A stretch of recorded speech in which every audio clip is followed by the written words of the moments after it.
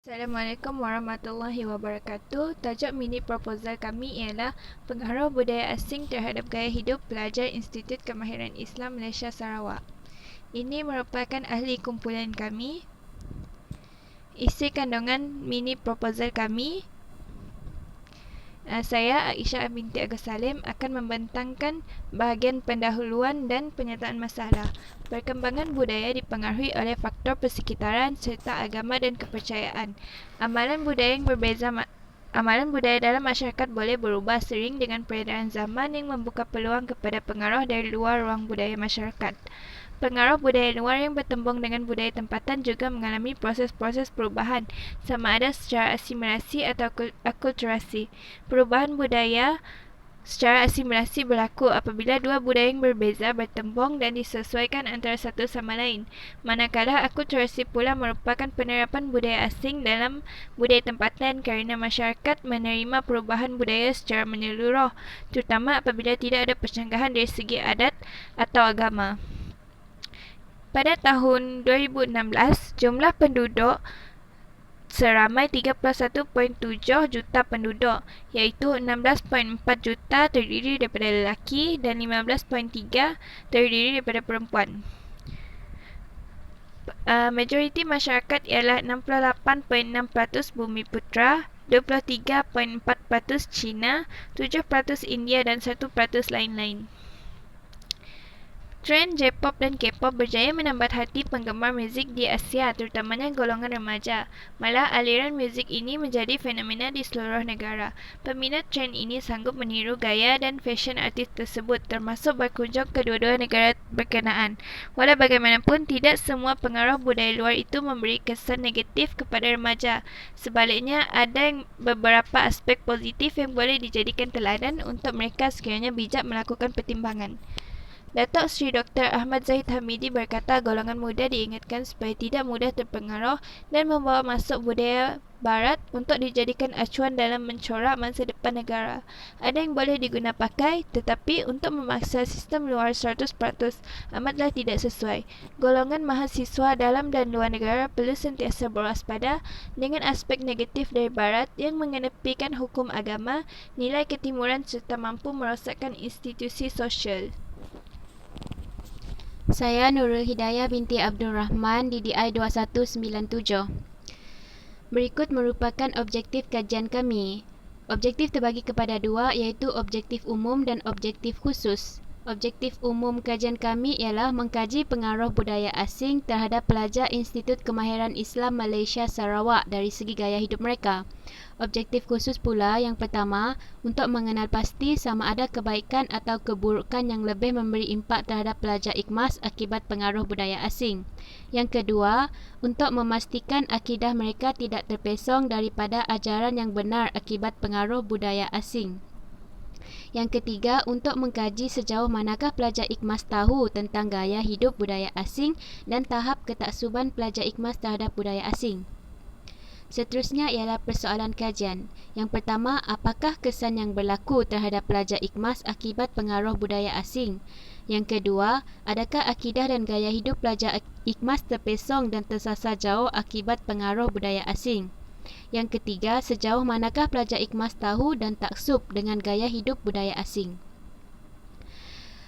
Berikut merupakan hipotesis kajian. Yang pertama, kesan buruk yang akan lebih memberi impak kepada pelajar IKMAS.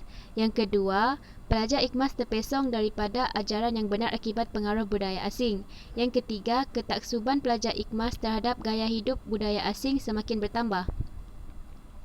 Signifikan kajian. Dari segi penyelidik dapat muhasabah diri sendiri dan pada masa yang sama penyelidik juga dapat menyampaikan dakwah kepada pelajar IKMAS. Dari segi institusi, dapat menjaga nama baik institusi dan dapat melahirkan pelajar yang beriman dan bertakwa. Dari segi responden, dapat mengatasi kesan buruk yang terpengaruh kepada pelajar dan juga menjaga akidah pelajar daripada terpesong. Batasan kajian.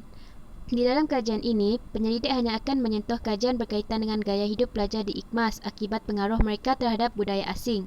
Batasan kajian terbagi kepada 3 aspek iaitu dari segi masa, lokasi dan juga responden. Batasan dari segi masa ialah mengambil masa yang lama untuk mencari populasi kajian dan memilih sampel kajian. Batasan dari segi lokasi pula ialah kajian yang terhad hanya untuk pelajar di IKMAS sahaja. Akhir sekali, batasan terhadap responden ialah sifat pelajar yang tidak terbuka dan tidak terima dengan tajuk kajian ini dan juga tidak mahu memberi kerjasama bersama dengan penyelidik. Saya Nurul Afifah binti Osman, DDI 2183. Ulasan literature kajian kami. Yang pertama, Ahmad Munawar Ismail dan Muhammad Nur Syahizan Ali 2011 mengkaji sejauh mana pengaruh media dalam pembentukan tingkah laku remaja Melayu di Malaysia. Reka bentuk kajian ini adalah kuantitatif dengan menggunakan soal sedik sebagai instrumen. Seramai 1,504 orang sebagai responden. Hasil kajian ini menunjukkan pengaruh media dalam pembentukan tingkah laku remaja adalah pada tahap sederhana. Namun, dapatannya menunjukkan semakin meningkat penggunaan media semakin rendah akhlak di kalangan remaja. Yang kedua, Nur Hashimah Jalaluddin dan Zaharani Ahmad 2011 telah menjalankan kajian bertajuk Hallyu di Malaysia, kajian sosio-budaya. Kajian ini adalah kajian kuantitatif dengan menggunakan instrumen soal selidik terhadap 310 orang responden dalam kalangan remaja Malaysia yang menuntut universiti awam. Dapatan kajian menunjukkan pengaruh Hallyu sangat menonjol sehingga berjaya menyerap masuk dalam kehidupan remaja Malaysia khasnya dan Asia amnya. Jadi fenomena Hallyu diterima dengan baik dan memberi kesan yang positif pada sosial budaya mereka sendiri.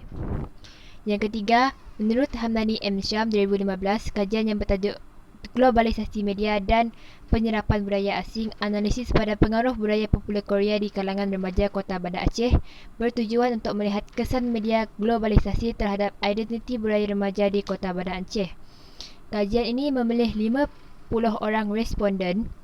Teknik penentuan responden digunakan adalah teknik persuasif sampling iaitu teknik persampilan bertujuan iaitu kaedah kebarangkalian.